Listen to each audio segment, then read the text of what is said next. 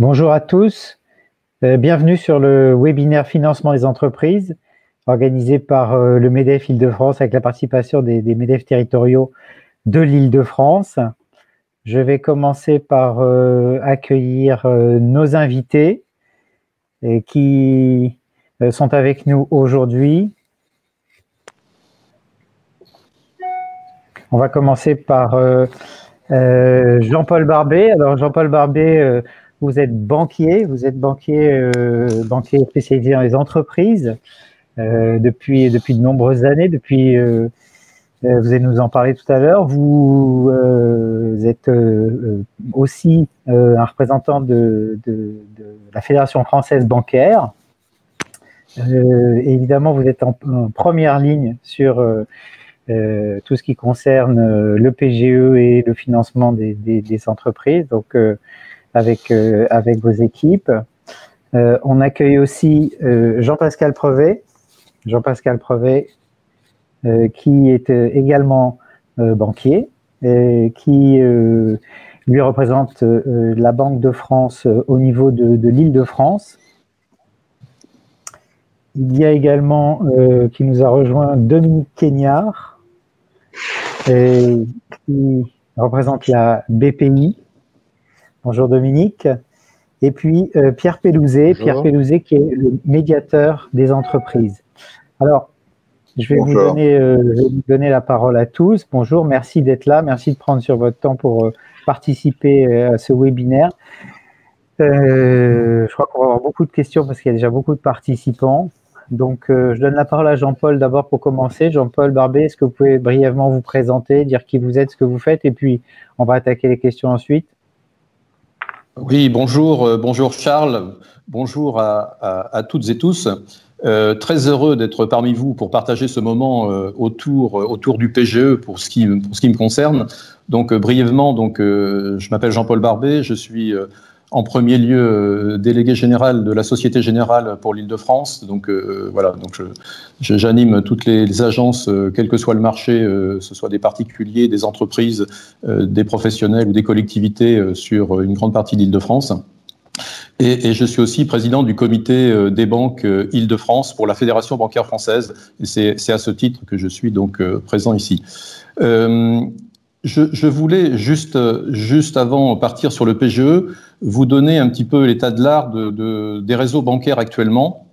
Vous dire que l'ensemble des réseaux bancaires en Île-de-France sont complètement mobilisés pour distribuer et mettre en place le PGE. Il faut savoir qu'il y a encore 3 semaines, il a été lancé depuis le 25 mars, nous n'avions pas d'éléments sur le PGE, donc c'est parti depuis 3 semaines, et en 3 semaines, ça a été très vite. Donc, mais je voulais vous dire, donc sur cette mobilisation, si je parle du réseau que j'anime, du réseau de la Société Générale en Île-de-France, 80%, peu de gens le savent, mais 80% des agences sont ouvertes et nos conseillers de clientèle reçoivent en agence sur rendez-vous, et bien sûr sur rendez-vous téléphonique aussi, mais il faut savoir qu'ils sont au contact et ils sont dans leurs agences. Donc voilà, on ne parle pas souvent des hommes et des femmes des réseaux bancaires, mais ils sont sur le terrain, ils ne sont pas chez eux, sauf quand ils sont en roulement. Et si on a 80% de personnes présentes, ça veut dire qu'il y en a 20% qui sont chez elles, pour certaines malades, et pour d'autres touchées indirectement par le coronavirus, qui est terrible ces dernières semaines. Je voudrais préciser aussi que 100% de nos centres d'affaires sont en ordre de marche. Ça veut dire que les chargés d'affaires pour les entreprises sont à la manœuvre pour monter les PGE. Voilà ce que je voulais vous dire en propos introductifs avant d'arriver sur le PGE. Depuis 3 semaines, tous les réseaux bancaires confondus ont reçu des dizaines de milliers de demandes de PGE. Nous-mêmes, à la Société Générale, on est sur plusieurs milliers. Et si je m'en réfère au propos du gouverneur de la Banque de France qui est intervenu hier sur BFM TV, au niveau national, il y a 45 milliards de demandes concernant 230 000 entreprises. Vous voyez, c'est énorme. Si on ramène à l'Île-de-France, les 230 000, ça fait un petit 50 000. Donc 50 000 entreprises en Île-de-France qui ont demandé du PGE. En 3 semaines, c'est énorme.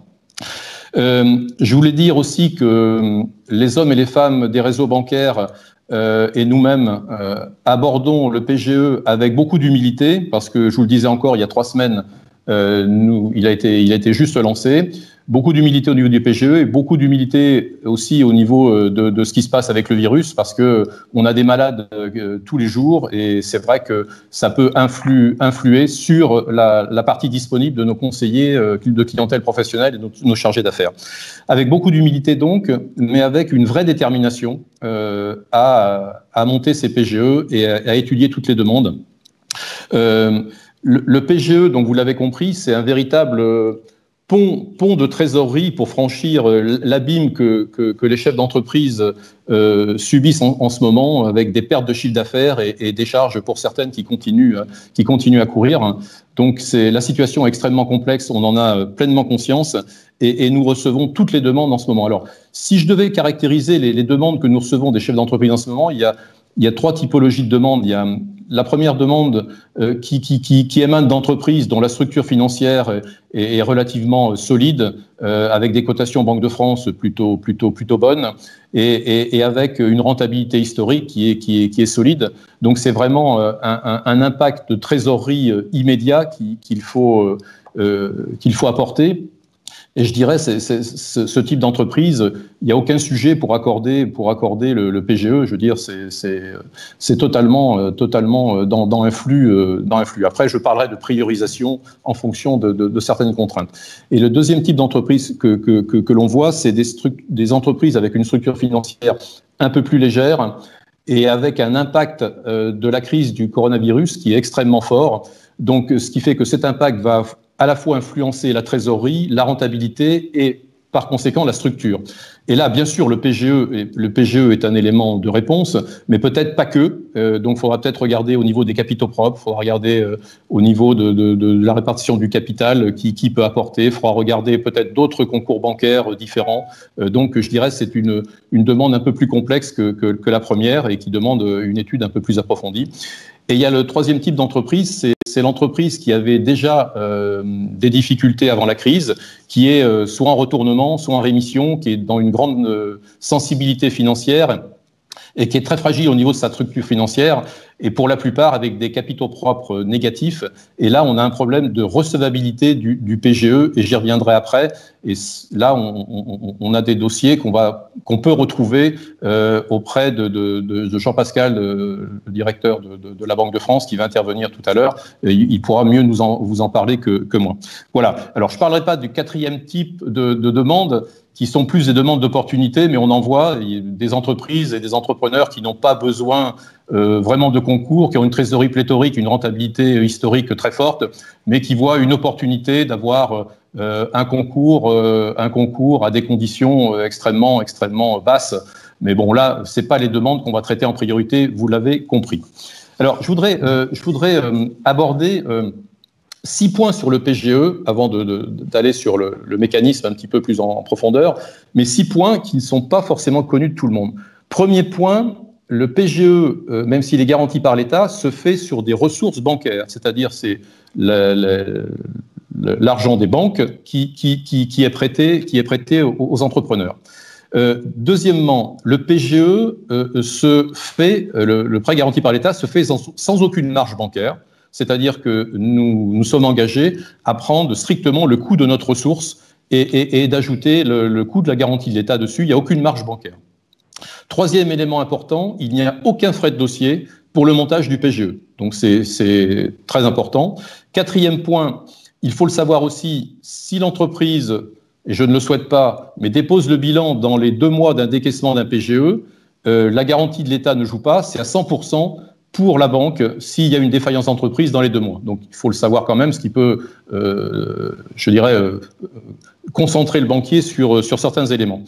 5e élément, c'est que 10% du risque est porté par la banque, tout de même s'il y a la garantie de l'État à 90%.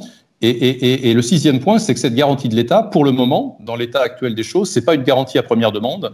Ça veut dire qu'il faut avoir épuisé tous les recours avant de pouvoir actionner l'État pour se faire payer si l'entreprise est défaillante. Donc, je voulais mettre ça bien en devant. Et un autre élément important qu'il faut que vous sachiez, vous, chef d'entreprise, Si on ne respecte pas les critères d'éligibilité, c'est-à-dire si on fait un prêt garanti par l'État avec un critère, par exemple, actuellement, si les capitaux propres sont négatifs, on ne peut pas le faire. Admettons qu'on le fasse. Eh bien, la BPI, représentée par Dominique, qui interviendra tout à l'heure, la BPI, si on met en jeu la garantie de l'État à un moment donné, ça passera par la BPI. Et la BPI pourrait nous dire, écoutez, monsieur le banquier, vous n'avez pas respecté les critères et le cahier des charges qu'on vous avait donné dans la distribution du PGE, donc la garantie de l'État ne vous est pas acquise, donc vous avez 100% du risque. Donc c'est pour ça qu'on pose des fois certaines questions et qu'on va sur certains sujets. Voilà, donc nous, ce qu'on attend des chefs d'entreprise, nous sommes vraiment un partenaire, l'ensemble des banques, voilà, faut le prendre comme un partenaire. Les relations bancaires reposent sur deux choses. Première chose, c'est la capacité de dialogue, et je vous encourage à dialoguer avec votre interlocuteur bancaire ou le responsable de la banque dans laquelle vous êtes client, ou les banques dans lesquelles vous êtes client. Donc, dialogue et confiance. Et la confiance, ça se crée justement avec du contact, avec des choses que l'on respecte, et mutuellement d'ailleurs dans les deux sens. Et je dirais c'est les deux marqueurs d'une belle relation bancaire, c'est le dialogue et la confiance. Si je rentre dans la technique du PGE, l'élément important, et on y viendra certainement, il y aura des questions là-dessus, c'est le montant. Le montant du PGE, le montant maximum, c'est 25% du chiffre d'affaires hors taxe de l'année précédente, 2019.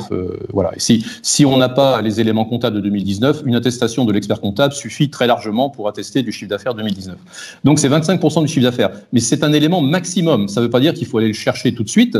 Donc c'est le premier élément avec lequel il faut travailler en bonne cohésion et collaboration, et peut-être avec votre expert comptable aussi, hein, dans un trio, et votre conseiller bancaire, c'est déterminer le montant dont vous avez besoin. Alors, ne vous inquiétez pas, pour le mois d'avril, vous avez droit, compte tenu du typologie de montage, que je rappelle quand même, il faut que vous alliez voir l'ensemble de vos banques. Si vous en avez qu'une, c'est plus simple. Si vous en avez une, deux, trois, quatre, cinq, il faut aller voir les 5 banques, dialoguer avec chacune d'elles, et voir quel montant vous voulez allouer dans le prêt que vous voulez contracter à chaque banque. Et après, vous allez vous inscrire au niveau de la BPI en donnant la répartition par banque que vous voulez et le montant du PGE que vous avez pré-négocié avec votre banque. Il ne faut pas le faire à l'inverse, aller sur le site BPI s'inscrire et après aller voir les banques, parce que là, il faudra tout refaire et c'est ce qui floute en ce moment toutes les statistiques. C'est pour ça qu'on n'arrive pas à sortir de statistiques, parce que c'est assez flouté. La démarche, je dirais, d'origine n'est pas respectée tout le temps. Donc, et vous allez dialoguer avec vos banques et vous inscrivez après. Et voilà. Donc, ce que je voulais vous dire, c'est que vous avez droit à faire plusieurs demandes. Au mois d'avril, c'est qu'une seule, pour cette raison d'inscription. Mais après, une fois que vous avez fait cette demande au mois d'avril, vous pouvez y revenir autant de fois que vous voulez, dans la limite de 25% du chiffre d'affaires. Si par exemple, vous avez, dans un premier temps, vous avez dit, moi, 15% ou 10% du chiffre d'affaires, ça me suffit, ce montant-là, en trésorerie, je passe, je fais mes plans, je suis large, je fais mes hypothèses, et dans mes hypothèses basses, je passe. Eh bien, avec vos banques, vous montez les prêts, enfin le prêt, ou l'ensemble des prêts pour un montant de 10% du chiffre d'affaires. Et si au mois de mai, ou au mois de juin, ou au mois de juillet, ou au mois d'août, vous revenez en disant mais il me manque, en fait c'est pas 10%, c'est 15% du chiffre d'affaires, il me faut 5% de plus, eh bien l'ensemble des banques, à partir du moment où elles sont d'accord, mais il n'y a pas de raison, si on est dans le premier cas que j'ai cité tout à l'heure, eh bien vous allez repartir sur un pont de trésorerie de 12 mois, mais à date où vous allez le demander. Par exemple, si c'est au mois de novembre, vous repartez sur un pont de trésorerie, vous aurez eu un pont de trésorerie partant d'avril sur 12 mois et un autre pont de trésorerie partant de novembre sur 12 mois. Et après, je le précise, seul vous, chef d'entreprise, êtes décideur. Nous, banquiers, on n'a pas de mot à dire dans la cristallisation ou la consolidation des 12 mois. Par exemple, si vous empruntez 1 million d'euros pour 12 mois, au bout des 12 mois, enfin un peu avant, 4 mois avant, il faudra que vous preniez une décision. C'est vous qui prenez la décision seul en disant je veux consolider ce prêt par un crédit amortissable sur 2 ans, 3 ans, 4 ans, 5 ans. Vous ne pouvez pas dépasser 5 ans parce que l'ensemble du crédit PGE ne peut pas dépasser 6, c'est-à-dire les 12 mois de pont de trésorerie plus les 5 années d'amortissement. Et ça, vous avez le temps et la deuxième partie du prêt de novembre, vous pourrez la cristalliser sur la durée que vous voulez en fonction de la vision que vous aurez au moment où vous prendrez la décision. Voilà ce que je voulais vous dire. Donc, en résumé, toute entité, que ce soit un artisan, un commerçant, toute entité en affaires personnelles, en SARL, en société, a droit à un PGE. Il n'y a aucune exclusion, je dirais, de typologie. Par contre, il y a quelques exclusions qui sont au niveau... Ah si, il y a quand même les SCI. Les SCI n'ont pas le droit d'emprunter. Il y a quand même quelques exclusions. C'est... les établissements de crédit, par exemple, une banque ne peut pas aller solliciter un PGE, ou une société de crédit, par exemple, qui fait du crédit aux particuliers, ne peut pas aller solliciter un PGE. Et de même, une entreprise qui est en liquidation judiciaire, en règlement judiciaire, voilà, donc ne peut pas solliciter un PGE. Alors après, je reviendrai s'il y a des questions. Une entreprise qui respecte son plan, etc., peut y avoir droit, etc. Donc je pense qu'on pourra rentrer sur des questions techniques après. Voilà ce que je voulais vous dire. Donc, en résumé, le PGE, c'est 25% maximum, montant maximum du chiffre d'affaires annuel, un pont de trésorerie de 12 mois, consolidable sur maximum 5 ans, décision uniquement par le chef d'entreprise et consolidation de tout ou partie. Vous n'êtes pas obligé de consolider tout, vous pouvez consolider qu'une partie, c'est à votre libre choix. Voilà, et je le réitère, tout ça repose sur un dialogue et une confiance entre les partenaires. On va revenir sur toutes ces questions, parce qu'il y a eu entre-temps plein de questions pendant que vous parliez. Je vais donner la parole à Jean-Pascal Prevet. Jean-Pascal, donc, vous êtes directeur régional de la Banque de France. Alors, la Banque de France, au niveau régional Île-de-France, c'est environ 500 personnes qui sont sous votre responsabilité, avec des agences dans différents départements. Peut-être commencer par nous expliquer qui vous êtes, enfin, ce que vous faites, et aussi nous donner un petit peu la température de la conjoncture du mois de mars, parce que vous avez dû avoir les consolidations des chiffres d'activité sur le mois de mars, pour éclairer ensuite la suite de la discussion. Oui, d'accord. Donc Jean-Pascal Prevet, effectivement, donc je suis directeur régional Banque de France pour l'Île-de-France. Donc nous avons en Île-de-France une implantation par département. Donc nous avons 8 implantations dans la région, et nous exerçons 3 grands métiers. Je vais simplement citer les 2 premiers parce qu'ils ne vont pas intéresser directement les chefs d'entreprise. Nous mettons à disposition des banques et des transporteurs de fonds des billets et des pièces pour alimenter les moyens de paiement. Donc ça, c'est une premier type d'action de la Banque de France. Deuxième type d'action, il est plus vers les particuliers. Donc nous sommes responsables de tout le traitement des situations de surendettement des ménages. Donc un ménage surendetté peut déposer un dossier à la Banque de France qui va instruire et qui va chercher le meilleur compromis possible. La Banque de France aussi désigne pour les particuliers qui n'arrivent pas à obtenir un compte bancaire. C'est ce qu'on appelle le droit au compte. Il désigne un établissement bancaire pour ouvrir un compte à ces particuliers. Voilà, donc ce métier, monnaie fiduciaire d'un côté, particulier de l'autre, et on arrive à ce qui intéresse plus aujourd'hui, je pense, nos auditeurs, qui est les relations avec les entreprises. Donc je développerai un peu plus en détail nos relations avec les entreprises.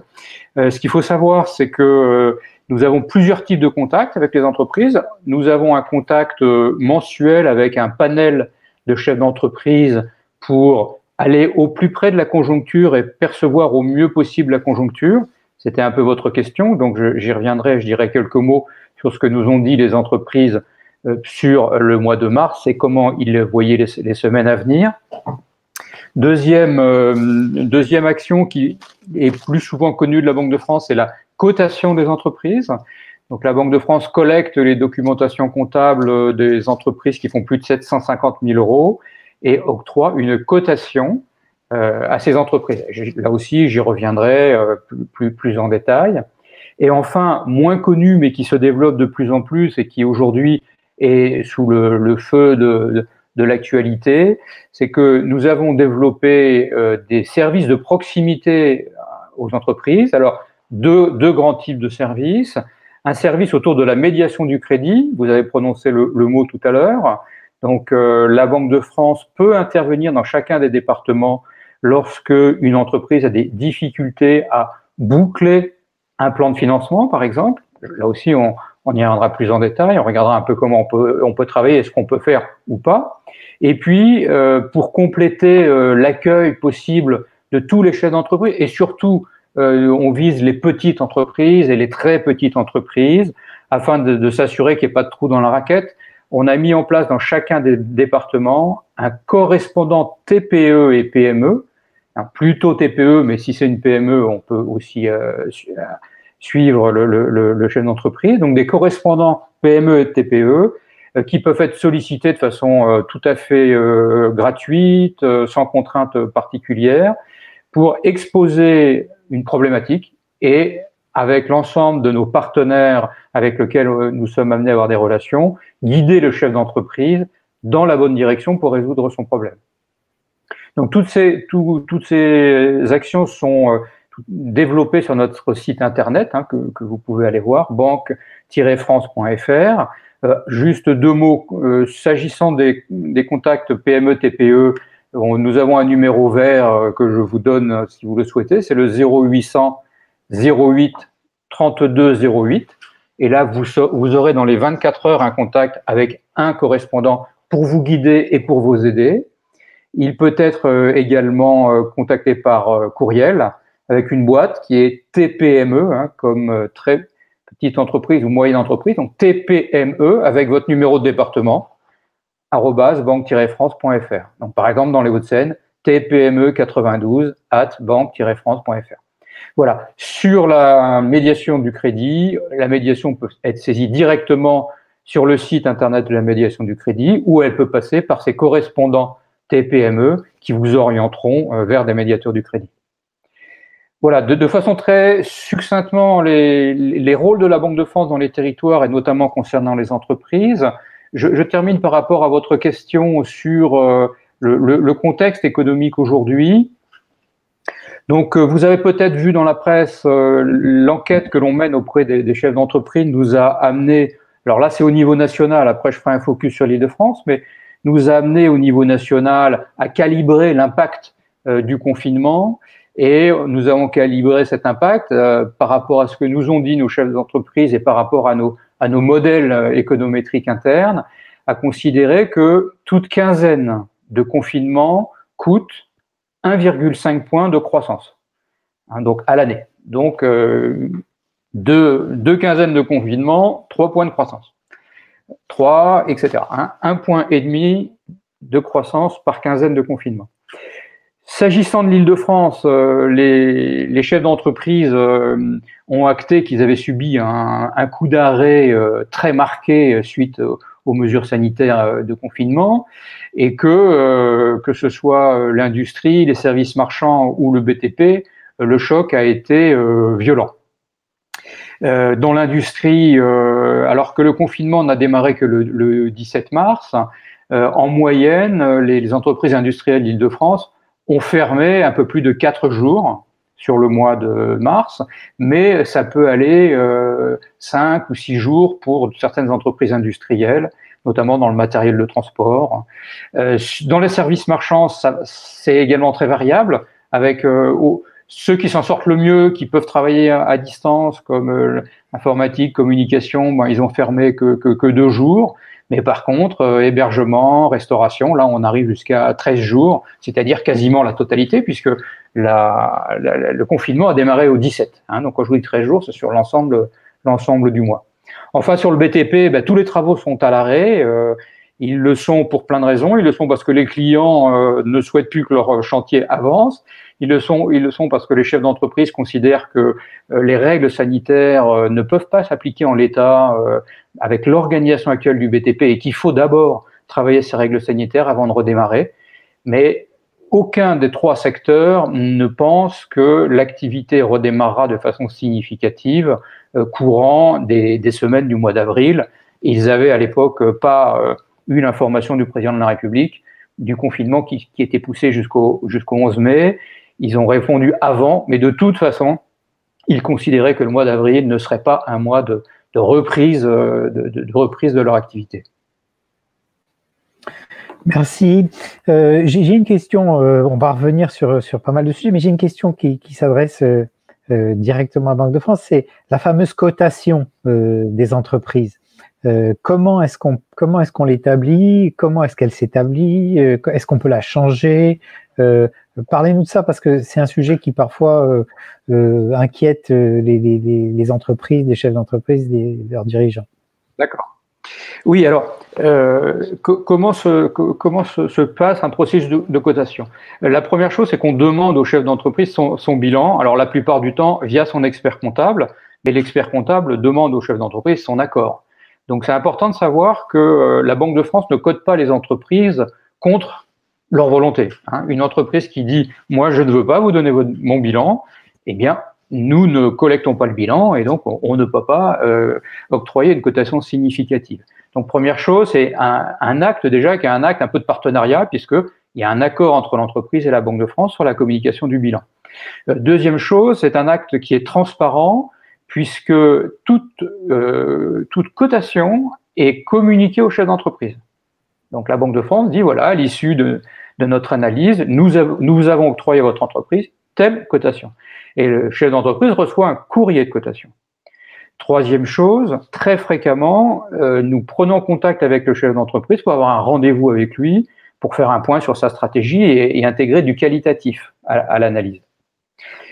Point aussi très important à avoir en tête, c'est que la Banque de France accepte systématiquement toute demande d'entretien d'un chef d'entreprise. Un chef d'entreprise qui considère qu'il a des choses à nous dire pour éclairer sa cotation, ou il considère que nous n'avons pas intégré l'ensemble de sa stratégie dans la cotation, il veut nous voir, systématiquement, nous allons le voir. Voilà, donc ça c'est le premier point que je voulais dire, c'est que c'est un processus qui n'est pas un processus caché. Cotation, des fois on ne sait pas trop ce que c'est, mais c'est pas du tout un processus caché, c'est un processus qui est ouvert, qui est partenarial, et qui est souvent perçu comme ça par le chef d'entreprise dans la mesure où la Banque de France lui donne un avis extérieur, la Banque de France n'a pas d'intérêt particulier, elle n'a pas de relation bancaire, par exemple, avec ses entreprises, mais elle lui donne un avis extérieur, et ce qu'il faut savoir, c'est que vous, chef d'entreprise, vous avez aussi une note interne chez votre banquier. Il ne vous la communique pas normalement, mais par contre, c'est intéressant de connaître sa note Banque de France, parce que souvent, les méthodologies, même si elles ne sont pas tout à fait les mêmes, elles peuvent converger. Donc, il est rare d'avoir une très bonne note Banque de France et que votre banquier vous note mal. Inversement, il est rare d'avoir une mauvaise note Banque de France et votre banquier qui vous note bien. Donc, ça vous donne déjà une idée de ce qu'est votre note bancaire. Alors, comment fait-on sur la base des documents comptables d'une part, des contacts qu'on a avec les entreprises pour obtenir des informations qualitatives.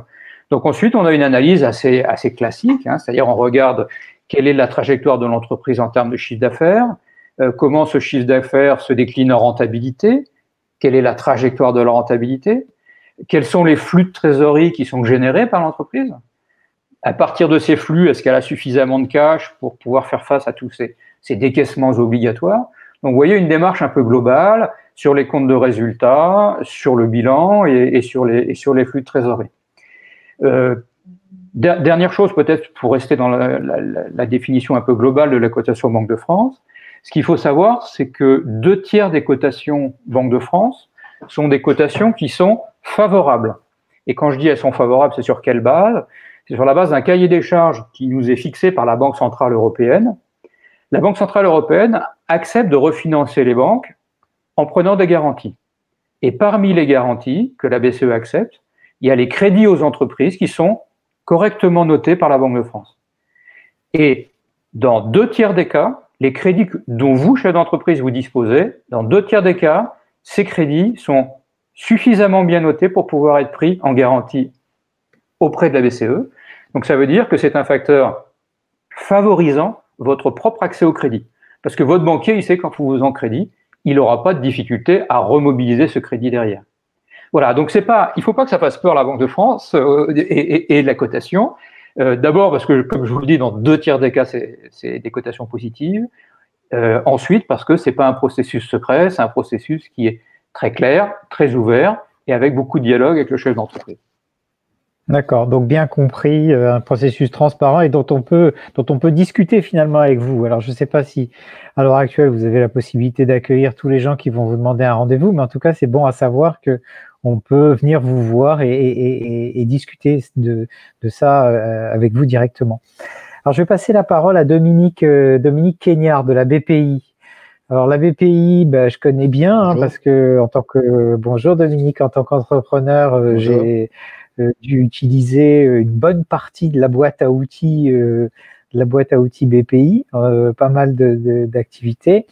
On va pas rentrer dans tous les détails de ce que fait la BPI parce que ça serait trop long. J'ai une question, Dominique. Là, les équipes BPI, elles sont sur le pont H24. Et comment vous faites là comment ça se passe? Dites-moi, parlez-moi de mes amis qui sont à la BPI, qui doivent travailler d'arrache-pied. Alors, merci Charles. On travaille autant que les banquiers. On a 3 rôles dans cette crise. On a un rôle d'opérateur pour le compte de l'État, donc opérateur informatique et demain opérateur en gestion de cette énorme opération, hein, de gérer et assurer pour le compte de l'État, donc 300 milliards d'encours maximum que les banques pourraient accorder dans le cadre de cette crise donc du Covid. Ça, c'est le rôle qui était en amont de tout. Hein.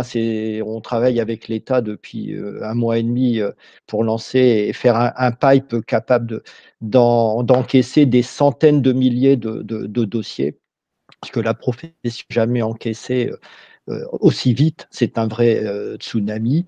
Le deuxième rôle qu'on nous avait attribué, c'était de faire un peu le numéro vert amortisseur des premiers jours, entre guillemets, où on nous a dit, vous connaissez bien le secteur de l'entreprise au même titre que les banquiers, mais il faut que quelqu'un endosse ce rôle de rassurer, d'écouter les chefs d'entreprise, de mieux cerner leurs besoins pendant qu'on était en train de mettre au point tous les produits. Donc, on a eu un numéro vert, on a beaucoup communiqué autour. Et ça nous a fait créer un deal flow sur l'Île-de-France. Mes collaborateurs ont, comme vous le disiez, Charles, écouté, renseigné, tranquillisé autant que faire se peut à ce moment-là de la crise, 20 000 chefs d'entreprise qui nous appelaient pour demander quelles vont être les solutions. Et la troisième action de BPI, un peu en avance de phase, parce que on a lancé un produit donc, qui est très similaire au PGE, mais qu'on avait appelé Atout dans notre gamme de produits, qui répondait aux mêmes problématiques de soutien de trésorerie, mais qui était spécialement monté par BPI pour les clients BPI dans un premier temps. Bon, ce produit Atout est aujourd'hui entièrement consommé, ça c'est la rançon je dirais, du succès, et ce qui fait qu'aujourd'hui, BPI se raccroche au PGE classique. On va donc accompagner nos partenaires bancaires en cofinancement dans les opérations de PGE dans les mois à venir, avec sans limite, puisque en fait, l'enveloppe PGE, Jean-Paul n'a pas cité trop de chiffres parce que c'est même prématuré, mais les chiffres sont astronomiques dès maintenant. Elle est à 300 milliards, donc elle est, je dirais, aujourd'hui, on pense qu'elle est largement dimensionnée pour répondre à une première vague, si tant est qu'il n'y en ait pas 3 derrière. Voilà, ça c'est le rôle. Vas-y. Oui, c'est 2 questions en fait. Est-ce que du coup BPI continue ses autres activités en parallèle, si j'ose dire, enfin en plus ou à côté, je sais pas. Et puis, est-ce que une entreprise peut cumuler à la fois du PGE et d'autres aides qui viennent, d'autres aides similaires, qui viennent d'État, par exemple?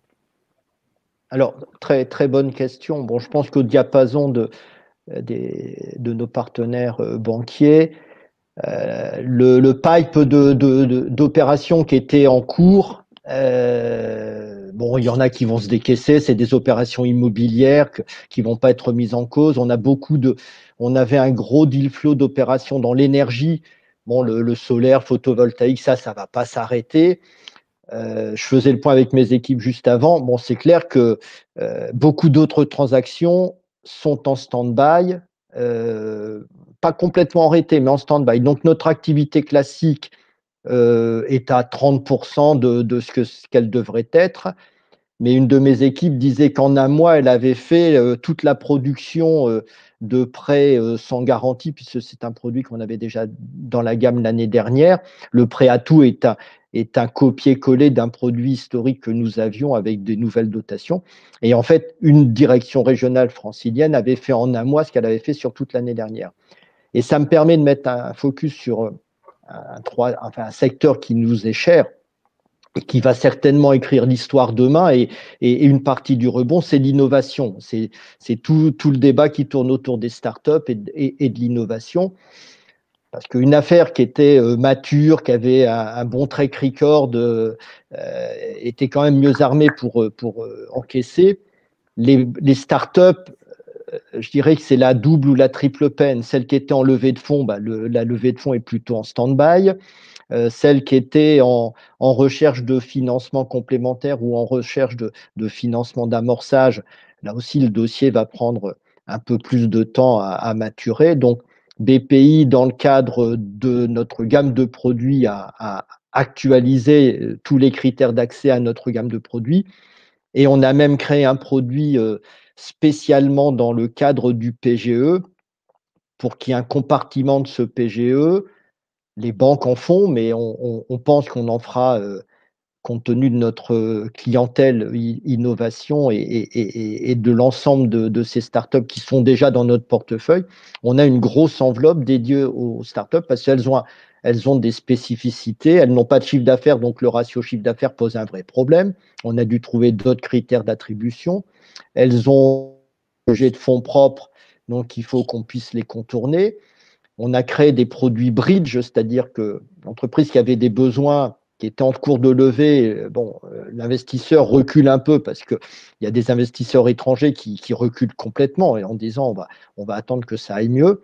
Donc nous, on va créer des produits précaires, je dirais, mais précaires et solides en même temps parce que, en fait, toutes ces startups dans lesquelles on a investi historiquement et initialement, ça serait dramatique de les laisser tomber maintenant. Alors que le calendrier va prendre 6 mois de plus. Une startup fait ce qu'on appelle du cash burn de façon, ça brûle beaucoup d'argent, donc 6 mois de plus, elle va brûler 6 mois de plus d'argent. Donc, on est en train de monter tous ces produits et c'est une des très grosses activités dans les semaines qui viennent parce que ces dossiers-là, on ne les avait pas encore vus parce que la route était moins bien balisée que pour le PGE. Une affaire, j'allais dire, qui roule. Les tuyaux marchent. La jurisprudence est en train de se stabiliser, tous les réseaux bancaires sont en ligne. Jean-Paul le soulignait, c'est des dizaines de milliers de dossiers qui sont dans le pipe. Tous les jours, on a des accords, nous, on voit passer dans les outils. Et tous les jours, maintenant qu'on fait du PGE, on boucle des poules avec nos partenaires bancaires. Donc, c'est une affaire qui roule à la vitesse de ce que peuvent assurer et assumer les équipes de toutes les banques de la place. Oui, on va revenir sur l'affaire qui roule parce que il y a aussi des entreprises qui sont encore dans l'incertitude et je pense que c'est important de préciser les choses pour elles aujourd'hui.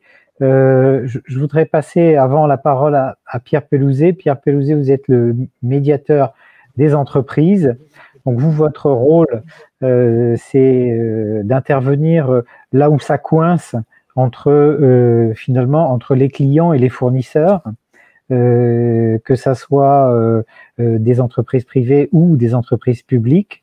Donc, expliquez-nous un peu le rôle du médiateur des entreprises et comment vous travaillez. Oui, bonsoir à toutes et à tous. C'est effectivement ça. On est là pour intervenir entre les entreprises entre elles, notamment des petites et des grandes, mais aussi entre les entreprises et les administrations, l'État, sur tout ce qui est marché public notamment. Donc, on va traiter des sujets que vous connaissez bien, mais qui vont faire une grosse partie de la trésorerie des entreprises. On a beaucoup parlé des banques, mais c'est vrai que la grosse partie des trésoreries des entreprises, c'est ce que leurs clients leur doivent ou ce qu'ils doivent à leurs fournisseurs. Et c'est là notamment où on va intervenir sur un premier paquet de sujets que sont les délais de paiement, les retards de paiement, toutes les difficultés qu'on peut avoir à se faire payer, tout en ne voulant pas se fâcher avec son client. Donc, toute la difficulté et la finesse de la médiation, c'est d'arriver à faire en sorte d'obtenir son paiement ou de trouver un compromis, un accord, sans pour autant se fâcher avec le client. Et puis, on a tout un tas d'autres sujets sur les ruptures brutales, on a aussi, en général, des sujets de propriété intellectuelle, des sujets de marque, tout ce qu'on peut imaginer dans une relation avec un client, un fournisseur ou une autre entreprise. C'est notre quotidien. Donc face à ça, nous sommes saisis. Le moyen de nous joindre, c'est soit de nous questionner. On a 2 boutons sur notre site, poser une question parce que parfois on n'est pas sûr. Évidemment, quelqu'un vous rappelle dans les jours qui suivent pour vous informer, vous renseigner. Soit nous saisir, c'est-à-dire quand on sait qu'on a vraiment un sujet qui relève de la médiation, sur le site, vous avez un bouton saisir le médiateur. Et donc dans les jours qui suivent, un de nos 60 médiateurs, on en a partout sur le territoire, va vous appeler, vous écouter, peut-être vous conseiller, parce que parfois il y a 1 ou 2 trucs qu'on peut faire avant d'aller jusqu'à une médiation, et puis va aller chercher l'autre partie, c'est-à-dire la bonne personne chez le grand compte, chez le grand client, dans la grande administration, et organiser une médiation, c'est-à-dire un dialogue confidentiel, assisté par le médiateur, qui va faire en sorte, encore une fois, de recréer un lien de confiance, un lien d'échange, et de permettre que des solutions soient trouvées dans la relation entre les 2 entreprises ou l'entreprise et l'administration. Je vois l'image figée, j'espère que vous continuez à bien me voir. Bon, tout va bien, je continue, on m'indique, tant mieux. Donc, aujourd'hui, évidemment, pardon, nous sommes, on a parlé de tsunami tout à l'heure, nous sommes submergés par un tsunami de saisines. On est en général entre ce qu'on appelle les sollicitations, c'est-à-dire les gens qui nous laissent un petit message pour qu'on les rappelle, et les médiations, on est sur une 60aine de cas par semaine. Là, sur ces dernières semaines, on a multiplié par 10. Donc, on a 600 demandes par semaine de chefs d'entreprise avec 3 gros paquets qui se détachent. Un premier sur les retards de paiement.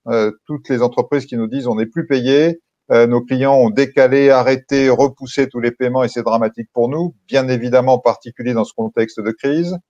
Deuxièmement, sur tout ce qui est lié à des ruptures de contrat, qu'on peut comprendre dans certaines mesures, mais on le fait pas n'importe comment, c'est-à-dire arrêter tous les contrats du jour au lendemain sans dédommagement, sans discussion, sans même se dire qu'on pourrait peut-être payer une petite avance aujourd'hui pour un contrat qui sera réalisé dans 2-3 mois. Tout ça, c'est terrible pour les chefs d'entreprise. De la même manière, avoir des pénalités de retard alors que la crise nous empêche de livrer, de délivrer, de produire, ça aussi, c'est complètement incompréhensible. Donc, un deuxième paquet autour de tout ce qu'on peut appeler force majeure, rupture de contrat, difficulté à livrer. Et puis un troisième paquet qui est nouveau pour nous, qui est sur toutes les relations entre les bailleurs et les locataires. Évidemment, notamment dans le monde du commerce, où des commerces ont été obligés de fermer du jour au lendemain. Évidemment, là aussi, ils ne peuvent pas payer leur loyer. Alors, quand c'est un grand bailleur, j'allais dire, ça pose moins de difficultés. Quand c'est un petit bailleur, souvent, ça vaut le coup d'avoir une médiation pour discuter, essayer de trouver le meilleur compromis entre les 2. Donc, sur ces 3 paquets de sujets, on est bien sûr à votre disposition.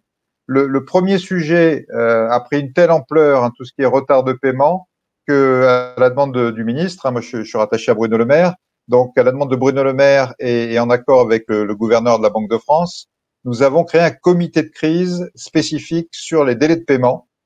Et donc, nous avons autour de la table l'ensemble des organisations patronales, le MEDEF, bien sûr, c'est Patrick Martin que vous connaissez bien, qui siège dans le comité, le président de l'AFEP, le président de la CPME, le président de l'UDP, les chambres de commerce, les chambres des métiers, la DGCCRF, donc tous les acteurs qui peuvent se mobiliser et qui ont porté un message commun d'ailleurs disant d'autant plus en période de crise, il faut être responsable, il faut payer ses factures.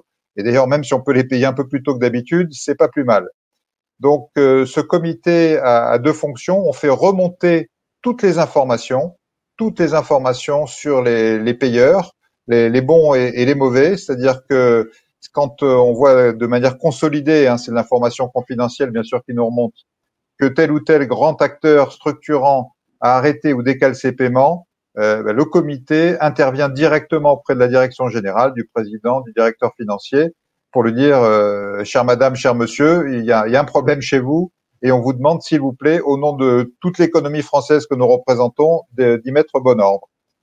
Pour être très transparent avec vous, on a eu plus d'une dizaine de cas et on en a une dizaine quasiment toutes les semaines qui nous arrivent. Nos interventions sont plutôt couronnées de succès, c'est-à-dire que les chefs d'entreprise, les dirigeants, les grands patrons nous nous écoutent et mettent en œuvre et nous démontrent qu'elles mettent en œuvre, puisqu'on voit des mails envoyés à toutes leurs équipes, des paiements qui reviennent dans la normale pour ces entreprises. À l'autre bout du spectre, on veut bien sûr mettre en avant aussi ceux qui font particulièrement bien. On a identifié des entreprises qui avaient pris l'engagement publiquement de payer tout de suite, c'est-à-dire de payer le plus vite possible, notamment les PME, les TPE, les artisans et les entreprises les plus fragiles. Et je pense que c'est d'ailleurs le moyen le plus sûr de les aider à passer le cap, parce que là, c'est tout de suite que l'argent rentre. Et évidemment, c'est tout de suite qu'elles en ont besoin. Donc, il y a déjà une dizaine d'entreprises qui ont été identifiées. Nous avons publié ce matin, donc vous voyez, on est en plein cœur de l'actualité, une première liste des 10 entreprises que vous allez trouver dans un certain nombre de médias, puisque le communiqué de presse a été repris, mais qu'on veut féliciter, parce que mettre en œuvre un paiement accéléré des fournisseurs aujourd'hui, c'est vraiment une preuve d'intelligence, je dirais, de solidarité, de pragmatisme, et on ne peut qu'encourager toutes les autres entreprises à les rejoindre, à faire pareil, et on se fera un plaisir d'ailleurs de les mettre en avant aussi pour toutes celles qui prennent les mêmes engagements et bien sûr qui les tiennent.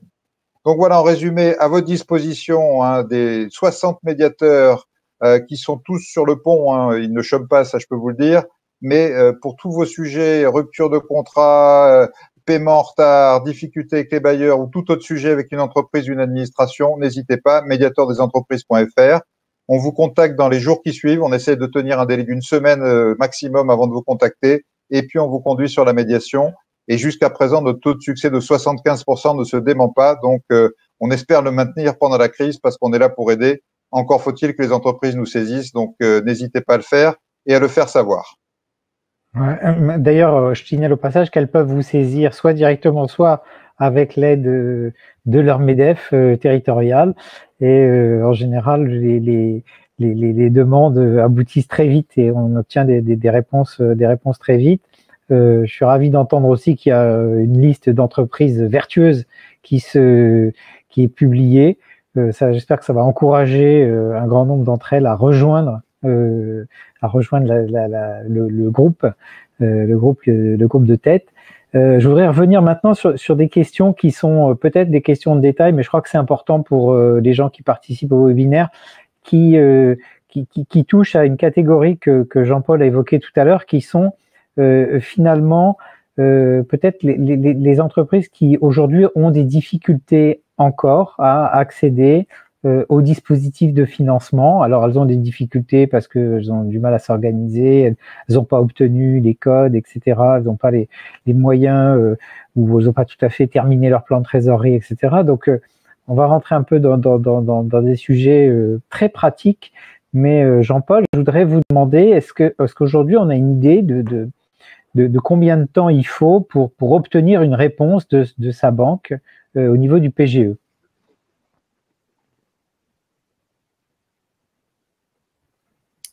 Alors, je vois que mes deux confrères BPI et j'ai un écho dans les oreilles, donc je vais enlever un écouteur parce que je m'entends. Comme on dit mes deux confrères, on est submergé par les demandes. C'est vrai que c'est au niveau national, je vous ai donné les chiffres, 230 000 entreprises, ça fait au niveau de l'Île-de-France, ça fait 50 000 entreprises. Donc ce sont des nombres énormes. On s'est engagé au niveau des banques, c'est de répondre en une semaine. Voilà. Donc délai d'une semaine pour répondre. Alors il y a des dossiers plus faciles que d'autres, voilà, mais en moyenne une semaine. Donc ce que je redis et ce que j'ai dit tout à l'heure, c'est dans un premier temps, c'est faire le tour de toutes les banques. Et si vous n'arrivez pas à boucler le PGE, refaites un second tour auprès des banques pour que toutes les banques s'alignent, parce que la médiation du crédit, c'est certes efficace, mais c'est pas l'objectif, c'est pas d'envoyer les entreprises à la médiation du crédit. C'est si on peut s'arranger entre banques, faisons-le avant. Donc délai une semaine en moyenne, c'est le délai de 5 jours sur lequel on s'est engagé. Alors est-ce que si ça dure plus longtemps, si ça dure plus qu'une semaine, est-ce que le chef d'entreprise doit s'inquiéter et se dire que finalement, si ça dure un peu, c'est que son dossier ne va pas être accepté? Non, pas forcément. On peut y avoir, comme je disais tout à l'heure, il y a des si son conseiller d'affaires a attrapé malheureusement le virus, eh bien, il faut que ce soit quelqu'un d'autre qui reprenne, etc. S'il est en quatorzaine parce que quelqu'un de son entourage, parce que à partir du moment où on a un collaborateur qui a été touché de près ou de loin par quelqu'un qui a le coronavirus, on le met en quatorzaine chez lui. Donc, je parlais de ces 20% d'effectifs qui sont pas forcément mobilisés. Mais sachez que à l'heure où je vous parle, tous les conseillers, que ce soit professionnels ou entreprises, sont mobilisés à 200% sur le PGE. Ils ne font quasiment que ça. Donc, moi, ce que je conseille, s'il ne voit pas arriver, c'est de reprendre langue et de rappeler, et de dire, voilà, j'en ai besoin parce que j'ai une échéance, j'ai l'échéance des salaires à faire fin avril, j'ai l'échéance de fin mai, etc.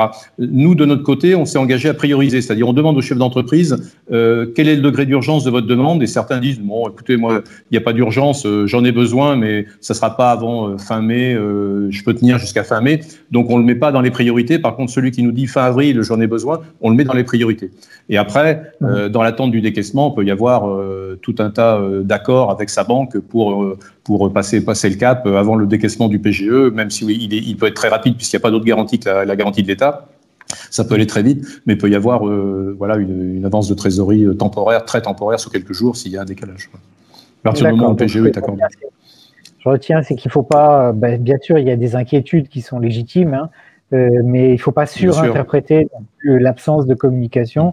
Il faut se parler avec son banquier ou ses banquiers habituels et échanger pour essayer d'avancer au mieux possible en tenant compte des contraintes de tout le monde.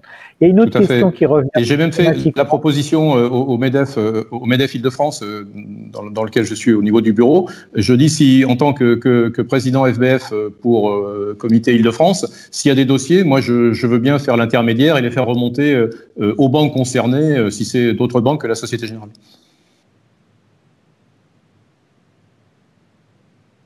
Charles, je ne te vois plus. Voilà, je suis revenu. Oui, la proposition au niveau du MEDEF Île-de-France, bien sûr.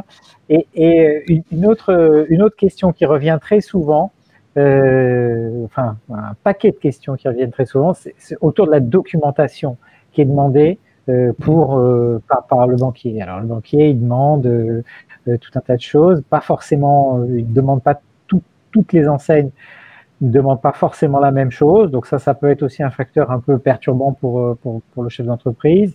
Le fait, par exemple, de demander un atterrissage 2020, alors que à l'évidence, on sait pas où on va en 2020, faut être clair. C'est quoi les conseils qu'on peut donner aux chefs d'entreprise pour aborder ça d'une manière un peu plus, relax, si j'ose dire? Alors, le point important, c'est, comme je l'ai dit tout à l'heure, c'est déterminer le montant du PGE. Voilà. Donc, pour déterminer ce montant, il faut quand même avoir quelques données. Et ces données peuvent, comme je l'ai dit tout à l'heure, vous pouvez le travailler avec votre expert comptable. D'ailleurs, avec le président de l'Ordre des experts comptables, on est en mode dialogue permanent. Et l'Ordre des experts comptables a produit un document synthétique pour présenter une demande de PGE, que je peux pas bien sûr normer interbancaire, mais je trouve qu'il est en tant que banquier de terrain qu'il est très bien fait. Il peut servir de base pour déposer une demande de PGE. Mais ceci étant, ne faut pas croire qu'on demande des choses extraordinaires. Je veux dire, peut-être à certains endroits, mais moi je vois comment sont montés les dossiers. Les dossiers, on en monte beaucoup en ce moment. C'est surtout déterminer ce montant, voilà, de combien l'entreprise a besoin. C'est ça l'élément de base. Et après, on peut travailler avec l'expert comptable. Comme je dis, si on n'a pas de document, une attestation de l'expert comptable suffit pour 2019. Quoi. Alors, pour déterminer un montant, il y a une catégorie d'entreprises dont vous parliez tout à l'heure qui sont la dernière catégorie, les entreprises en retournement, en rémission. Celles-là, elles ont à la fois une contrainte qui est liée au fait que les caisses sont vides. Les caisses sont vides parce que pour tout un tas de raisons, peut-être parce qu'à cause en particulier en Île-de-France, le fait qu'il y a eu les perturbations liées aux manifestations des Gilets jaunes, puis ensuite les grèves de transport, etc. Donc elles ont des indicateurs économiques qui sont pas très bons, et elles ont des échéances qui arrivent tout de suite. Donc celles-là sont particulièrement nerveuses, tendues. Et puis il y a toute une autre catégorie d'activités qui sont toutes celles liées à l'événementiel, etc., qui elles voient pas vraiment d'horizon de reprise dans les mois qui viennent, quoi. Celles-là s'inquiètent véritablement beaucoup. Donc comment est-ce qu'on peut les aider, les orienter? Je le comprends tout à fait. On a pas mal de clients dans l'événementiel aussi. Donc là, c'est extrêmement complexe. Mais une entreprise dans l'événementiel n'est pas forcément dans la troisième catégorie que j'ai citée tout à l'heure. Elle peut très bien être dans la première ou dans la deuxième, et on peut très bien l'accompagner parce que elle peut maîtriser ses charges pendant cette période. Ce qui est le plus compliqué, c'est quand l'entreprise a des critères d'exclusion au PGE. Et là, c'est très compliqué parce que vous comprenez que si on ne peut pas mettre en place un PGE, c'est encore plus compliqué de mettre un prêt qui n'a pas d'autre garantie. Vous voyez ce que je veux dire? Donc, c'est les dossiers les plus complexes, c'est les dossiers sur lesquels on passe le plus de temps, et c'est les dossiers pour une petite partie, puisqu'actuellement, le nombre de dossiers en médiation, Jean-Pascal pourra le confirmer. Pour le moment, c'est moins de 1% de l'ensemble des dossiers, des demandes réalisées. Voilà. Bon, ça va certainement monter dans les mois à venir, semaines à venir, mais actuellement, c'est moins de 1%. Donc, on peut pas dire qu'on est sur des montants et des chiffres énormes. Mais c'est toujours trop pour ces entreprises-là. Justement, en matière de médiation, Jean-Pascal Prevet, est-ce qu'il y a des exemples de médiation, des exemples de médiation réussis, et est-ce que, comme Jean-Paul Barbet, vous envisagez qu'il y ait justement une montée des demandes au niveau de la médiation du crédit, du fait que, comme on l'a dit tout à l'heure, il y a forcément pour l'instant des trous dans la raquette? Oui, alors on pense qu'effectivement, il risque d'y avoir une montée des dossiers en médiation du crédit. Alors je parle un peu sous le contrôle de Jean-Paul Barbet, mais il me semble que comme les agences bancaires sont sous une pression très forte, les dossiers les plus faciles sont peut-être passés en premier, parce que effectivement, à partir du moment où vous êtes sur une entreprise qui est saine, bien capitalisée, qui fait des résultats, sa demande de PGE, elle nécessite pas une analyse très très très approfondie. Donc, il n'est pas impossible, et ça, je ne peux pas le prouver aujourd'hui, il n'est pas impossible qu'il y ait une progression des besoins de médiation dans les semaines qui arrivent. Bon, pour l'instant, la médiation progresse assez sensiblement, mais en restant, comme le disait Jean-Paul, dans des proportions tout à fait raisonnables. Moi, j'ai pas reçu encore, je suis un petit peu en dessous des 500 dossiers depuis la crise. 500 dossiers sur 50 000 instruits, effectivement, on n'est pas loin du 1% dont il parlait. J'ai pas beaucoup de recul aujourd'hui sur le taux de succès, parce que on a déjà des dossiers qui sont sortis, bien sûr, hein, en succès ou en échec, mais c'est pas statistiquement représentatif, parce que si vous voulez, ça a démarré qu'il y a peu de temps, ce processus PGE, le temps que les entreprises aillent voir leur banquier, discuter avec leur banquier, ils ont une réponse négative de leur banquier, ils nous saisissent. Nous, quand on est saisi, on rappelle le banquier, on laisse une semaine au banquier pour se positionner sur le dossier. Donc, si vous voulez, il y a forcément un peu de délai. Et comme ça vient de démarrer, je ne peux pas vous dire que j'ai une belle vision sur un taux de succès de la médiation. Historiquement, la médiation a des taux de succès de 65%. Mais on ne sait pas du tout si, dans le cadre de la crise Covid, on va garder des taux de succès de ce montant-là. Hein. Donc là, dans 15 jours, je commencerai à y voir un peu plus clair, parce qu'on aura des dossiers qui auront plus abouti. Ce qu'on essaie de faire souvent, c'est d'expliquer aux chefs d'entreprise aussi ce qu'il devrait faire pour mieux expliquer à son banquier. Parce que je comprends très bien que on puisse pas accepter de dire écoutez, voilà mon chiffre d'affaires 2020, je vous fais le prévisionnel, ça sera ça. Non, vous l'avez dit, on ne sait pas combien de temps va durer le confinement, comment on va en sortir. Donc, c'est normal que le chef d'entreprise puisse pas répondre à ça. Mais par contre, c'est pas normal qu'il puisse pas dire à son banquier, ben voilà, j'ai 3 hypothèses. J'ai mon hypothèse centrale, j'ai l'hypothèse si c'est mieux que prévu et j'ai l'hypothèse catastrophe. Voilà.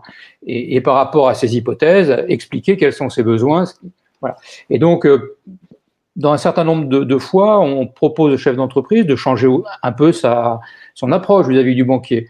Ou alors, des fois, c'est un peu trop mathématique, c'est-à-dire à partir du moment où c'est 25% du chiffre d'affaires, il a demandé 25% du chiffre d'affaires. Donc nous, quand on voit ça, on lui dit, mais pourquoi ce chiffre-là? Pourquoi vous avez besoin de ça, hein?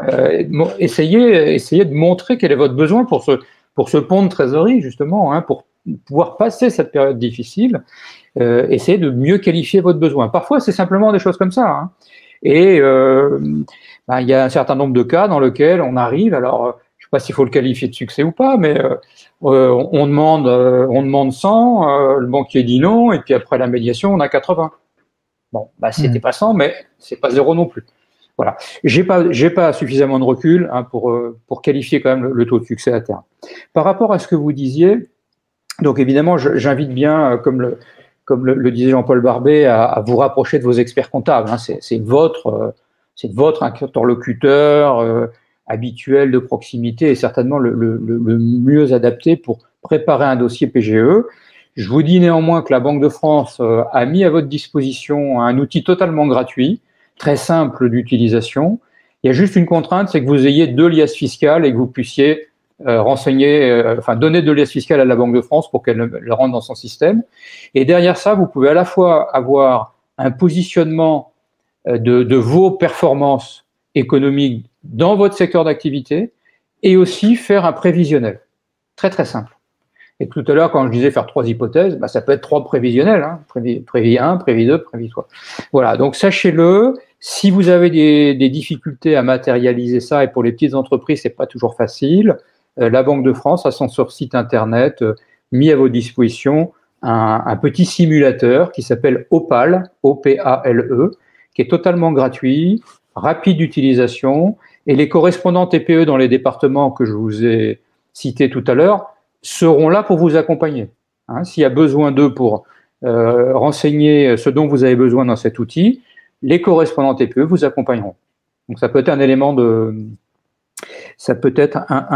réponse. Et puis un mot sur la cotation aussi. Tout à l'heure, le médiateur aux entreprises parlait des entreprises qui ont arrêté de régler des fournisseurs. Alors, bien évidemment, la Banque de France tient le même discours, c'est-à-dire tant que vous pouvez régler vos fournisseurs, réglez vos fournisseurs. Hein. Bon, dans un certain nombre de cas, même en le voulant, c'est pas possible. Donc, habituellement, ces entreprises-là auraient été immédiatement décotées par la Banque de France avec une cotation d'incident de paiement. Aujourd'hui, on laisse un peu de temps aux entreprises de façon à passer cette période très difficile, à pouvoir bénéficier de soutiens de trésorerie que l'État a proposé de mettre en place. Et donc, aujourd'hui, on a suspendu totalement nos cotations péjoratives sur les incidents de paiement. Alors, je dis bien, hein, ce n'est pas parce qu'on a suspendu la cotation que ça doit vous inciter à ne pas régler vos fournisseurs, mais en tout cas, sachez, pour ceux d'entre vous qui ont des vraies difficultés à payer leurs fournisseurs, que vous ne serez pas décotés par la Banque de France. C'est un point important et qui permet aussi d'accompagner les entreprises et permettre aux entreprises de bénéficier de tous ces systèmes que les pouvoirs publics et les régions aussi, parce que les régions y participent, mettent en place pour aider les entreprises à passer ce moment très difficile. D'ailleurs, ça amène une question. Est-ce qu'une entreprise qui ne respecte pas ses délais de paiement à ses fournisseurs intentionnellement peut se voir refuser un PGE pour ce motif? Écoutez, le PGE, effectivement, le banquier accède à toute l'information disponible quand il octroie ou pas un accord pour un PGE. Or, si nous avons suspendu nos cotations péjoratives, en revanche, pour les banquiers voient quand même tous les incidents de paiement. Donc, il y a une vision des traites qui ne sont pas payées, mais elles n'ont pas d'impact sur la cotation. Alors après, effectivement, un banquier pourrait l'intégrer, ça pourrait être un peu réticent. C'est ce que disait Jean-Paul Barbet tout à l'heure, c'est-à-dire que normalement, le PGE, il n'est pas fait pour essayer de rattraper des entreprises qui étaient totalement à la dérive dès 2019. Il est fait pour aider les entreprises qui étaient saines, alors pas forcément en situation hyper favorable, en tout cas qui étaient saines et qui vivaient à peu près normalement, et passer ce moment difficile. Donc une entreprise qui aurait, comme le disait Jean-Paul tout à l'heure, des capitaux propres négatifs, qui aurait accumulé des incidents de paiement, par exemple en 2019, avant le Covid, je crains que le banquier, dans sa prise de décision, il en tienne compte. Ce qui n'est pas incohérent. Pierre Pelouzet peut peut-être rajouter quelque chose, et après Jean-Paul, pardon. Simplement pour dire sur les délais de paiement, bien entendu, le PGE, on voit mal comment octroyer un PGE à des entreprises qui derrière ne paieraient pas leurs fournisseurs. Et je crois même que maintenant, quand on demande un PGE, il y a une case à cocher qui est un engagement sur l'honneur. Alors bien sûr, ça vaut que l'honneur de celui qui l'a coché, mais de payer en temps et en heure ses fournisseurs. Après, vous l'avez dit, il y a des gens qui ne peuvent vraiment pas payer leurs fournisseurs pour tout un tas de très bonnes raisons. Et j'allais dire, c'est d'autant plus là où la médiation est importante. C'est-à-dire que pour le fournisseur qui attend le paiement, il n'y a rien de pire que l'incertitude.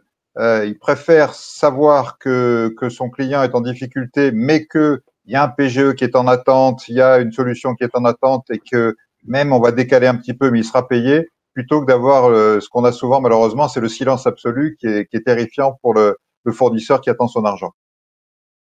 Ouais, Jean-Paul, vous vouliez rajouter quelque chose sur ce même sujet?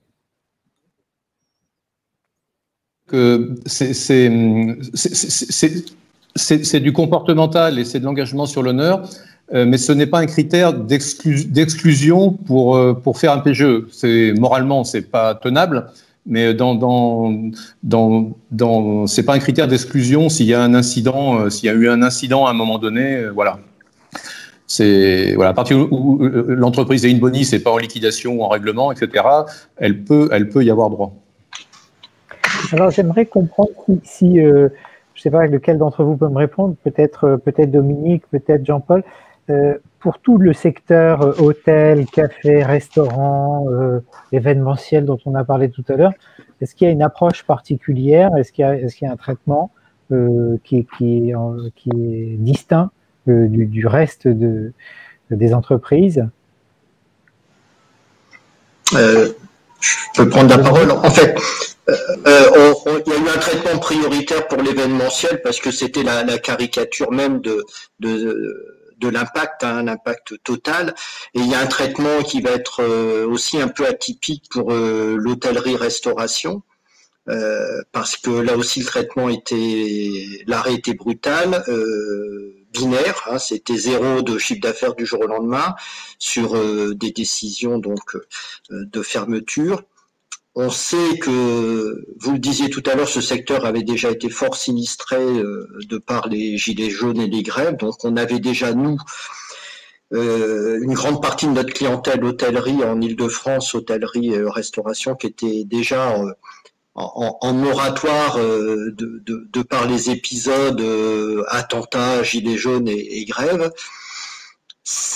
Heureusement, le secteur avait fait une belle année 2019, donc c'est très équivoque. On va avoir des très beaux, globalement quand même des belles performances en 2019, mais on sait que là la crise va être majeure et donc on est en train de proposer nous au gouvernement un plan spécialement vers le tourisme de grande ampleur avec des produits là aussi un peu sur mesure parce que c'est un secteur d'activité que BPI connaît bien, indépendamment bien sûr de leur accès au PGE que nous sommes en train de monter avec les partenaires bancaires. Voilà, ça c'est vrai que c'est le secteur auquel on pense et à contrario on a des secteurs qui sont absolument pas concernés. Hein. Là j'ai signé un dossier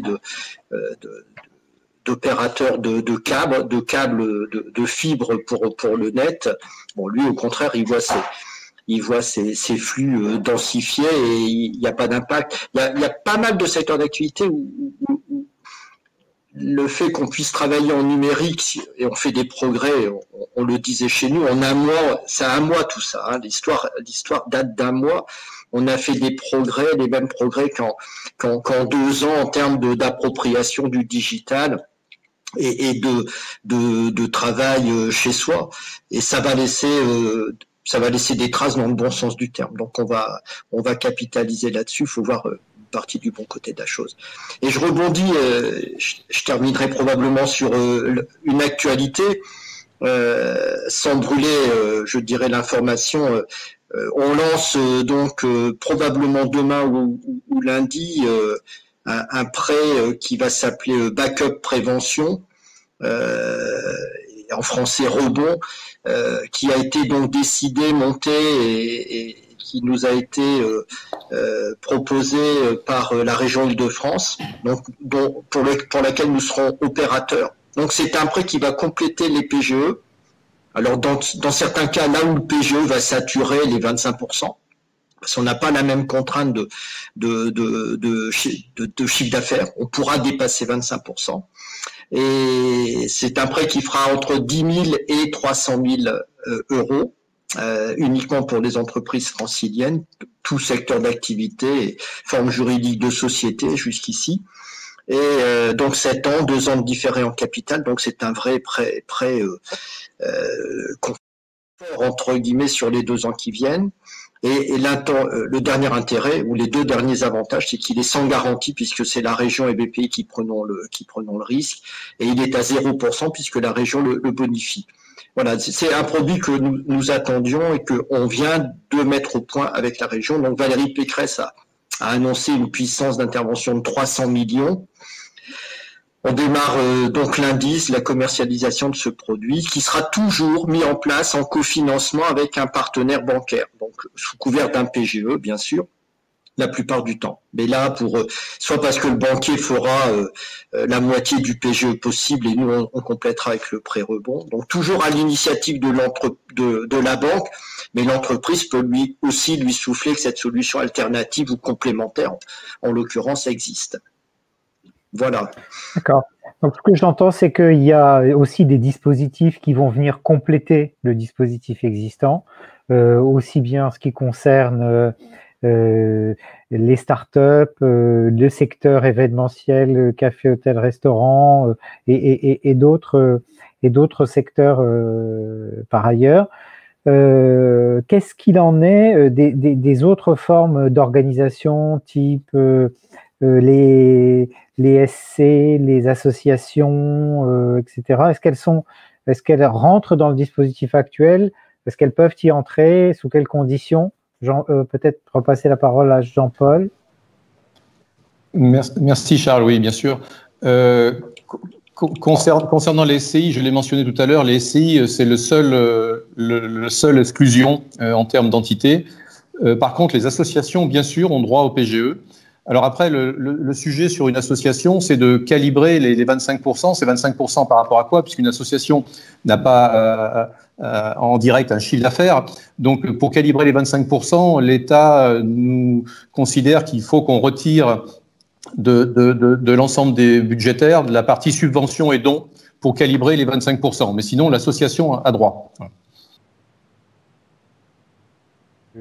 Très bien. Et sur la partie sur la partie relation entre BPI et banque, est-ce qu'à un moment donné, une fois qu'il y a un prêt qui a été engagé sous l'égide du PGE,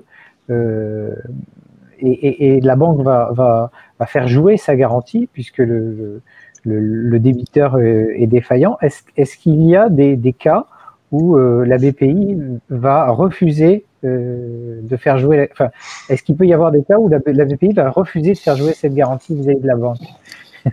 Je vois sourire. Oui, comme je l'ai dit tout à l'heure, Dominique, il a l'air sympa comme ça, mais quand on envoie un dossier qui est mal monté, il nous dit Monsieur le banquier, t'as pas bien travaillé. Donc, si on respecte pas les critères d'éligibilité, la BPI va nous dire écoutez, voilà, ce dossier n'était pas recevable. Je suis navré, mais la garantie de l'État vous est pas acquise, donc c'est 100% pour le risque bancaire. Voilà. Dominique, tu peux compléter. Hein, je te laisse compléter. J'allais dire, on sera missionné le moment venu pour ça.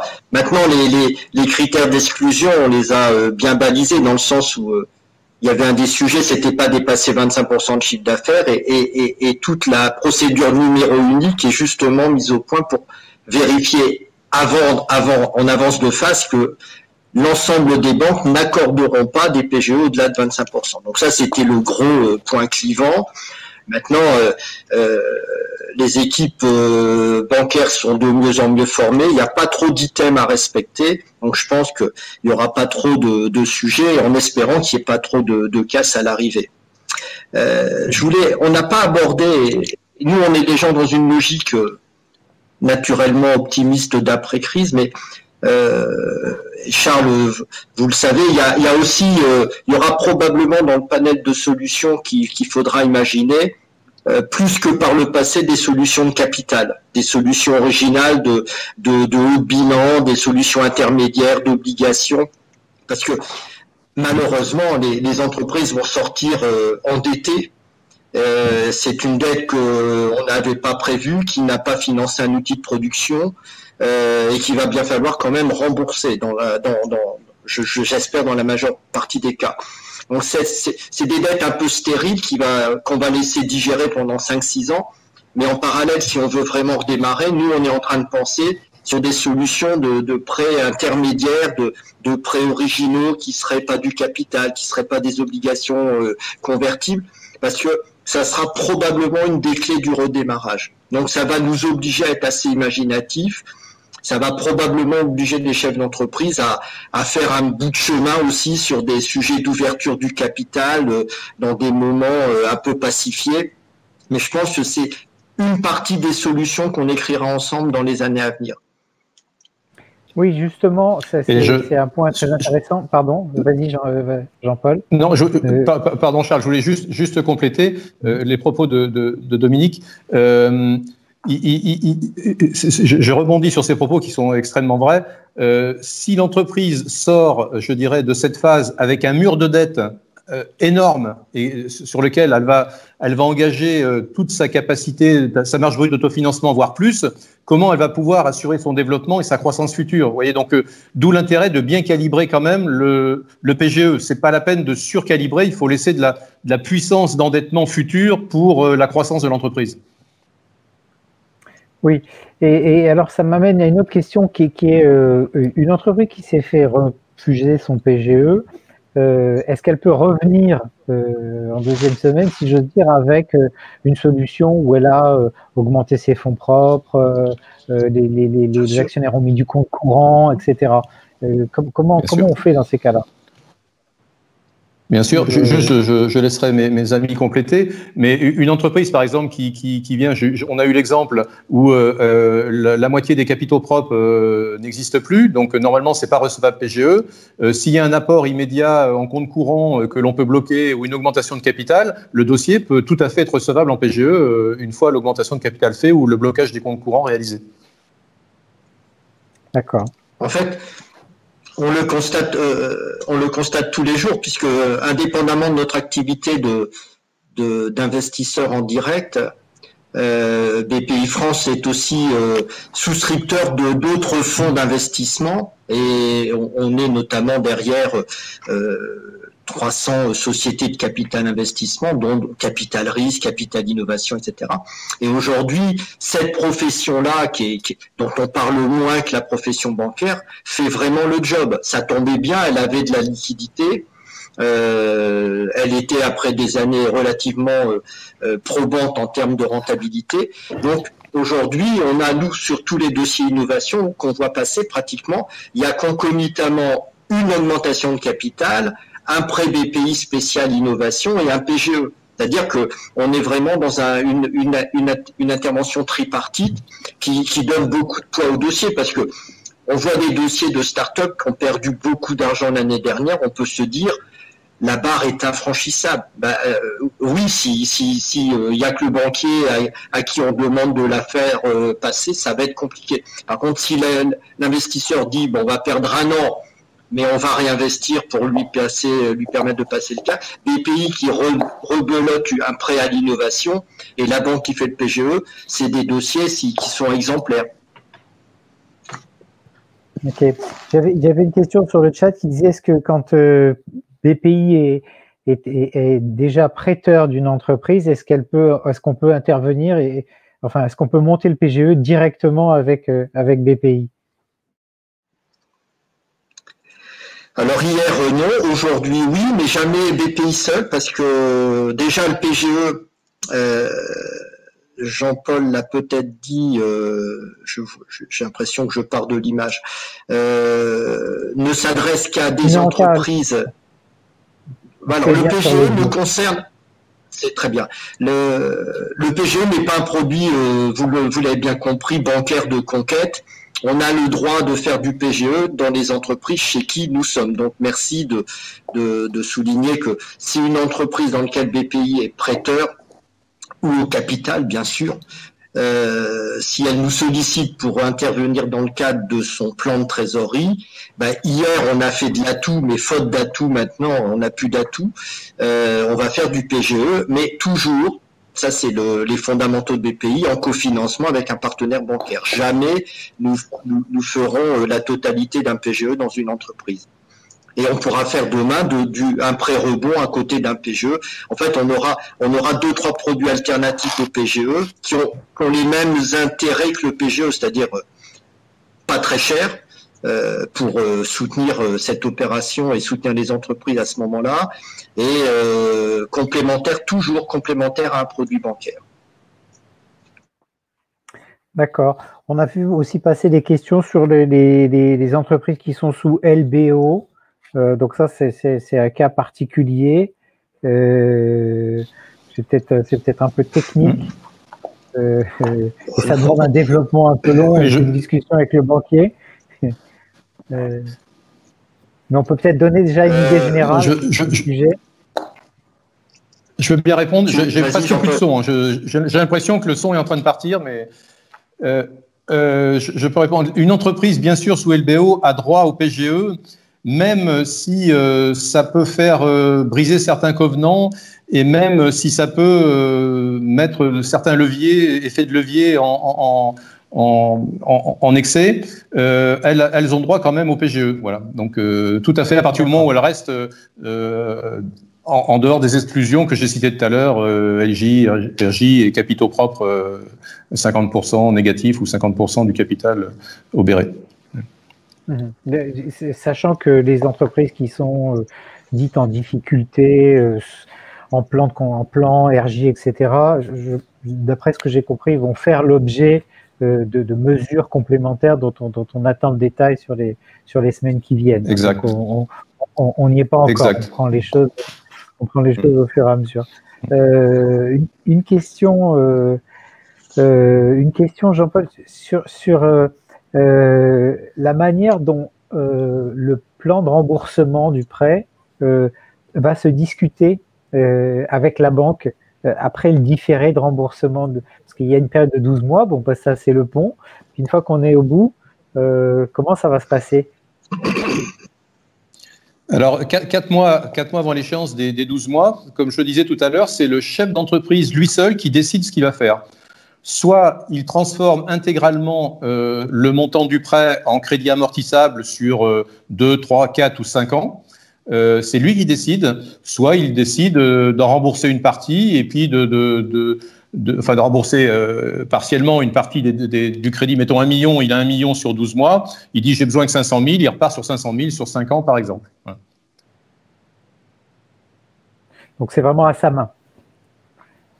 C'est 100% à sa main, le banquier n'a rien à dire là-dedans. Entendu. Je vois qu'on arrive à 18h30, donc qui était la fin de l'horaire qu'on s'était fixé pour ce webinaire. Peut-être vous redonner la parole aux uns et aux autres, peut-être sur des points que vous auriez voulu aborder ou un petit mot de la fin. On va commencer par Pierre Pelouzet. Oui, merci. Pas beaucoup plus que ce que j'ai pu dire tout à l'heure. J'allais dire, pour nous, le plus important, c'est que l'information circule, c'est-à-dire que tous ceux qui pourraient avoir besoin de nous soient au courant qu'on existe, pensent à nous saisir. Je préfère des entreprises qui vont nous saisir peut-être un peu trop tôt ou qui n'auront pas besoin d'une action immédiate, mais qu'on pourra accompagner, conseiller, conduire, plutôt que des entreprises qui vont venir trop tard et pour qui même une médiation les plus réussies deviendra un exercice périlleux. Donc n'hésitez pas à nous saisir, n'hésitez pas à nous faire remonter de l'information aussi si vous identifiez des entreprises qui n'agissent pas comme il le faut. Voilà, on est là pour ça et en particulier, encore plus évidemment dans cette période difficile pour tout le monde. Merci. Dominique, un mot de conclusion. On va essayer de terminer sur une note positive. Bon, enfin, je rappelais que ça fait un mois, hein, c'est dans la vie, dans nos vies professionnelles, c'est rien un mois et on a l'impression d'écrire des histoires complètement étonnantes. Ce que je trouve, c'est que c'est très fédérateur et au niveau de la profession, au niveau de l'adhésion de mes équipes, des équipes des banques en général, hein, sur une mission d'appui, de rassurer les chefs d'entreprise, de sauvetage de certaines entreprises. Donc c'est un moment très compliqué, très stressant, mais je pense aussi très positif sur cette vision très partenariale. En fait, on est tous ensemble pour trouver une solution. L'État met des moyens colossaux, on le sait, on le voit tous les jours. Et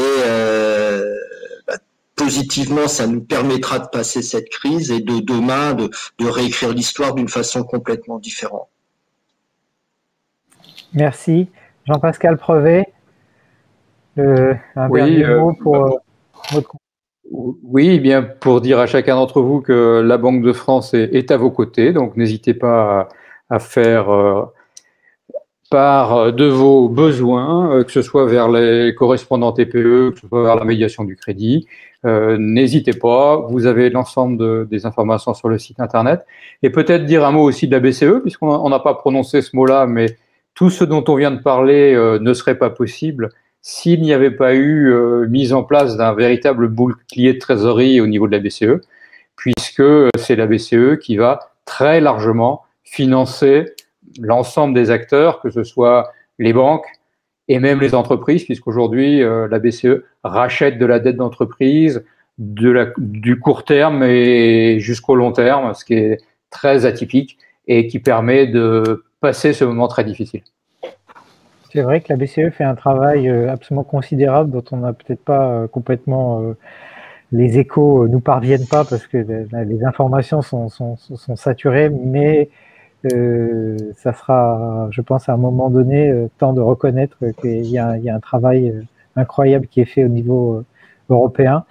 Jean-Paul, un dernier mot de conclusion. Oui, merci Charles. Tout d'abord, je voudrais remercier le MEDEF Île-de-France d'avoir organisé ce webinaire que je trouve fait bien figure de ce que nous sommes en ce moment, c'est-à-dire un collectif autour du chef d'entreprise. J'ai employé les mots tout à l'heure d'humilité, humilité devant la situation, détermination pour faire face à la situation, confiance et dialogue dans les relations avec les chefs d'entreprise. Et le dernier mot que je prononcerai, c'est collectif. Voilà, un collectif autour du chef d'entreprise, un 360 degrés de conseils autour de lui, et qu'il n'hésite pas à venir dialoguer avec nous, même si je sais des fois la situation est tellement délicate qu'il n'ose parfois ne pas en parler. Mais je pense que le maître mot pour le chef d'entreprise, c'est oser, oser, oser. On est là à ses côtés pour l'aider à franchir le cap. Merci à toutes et tous.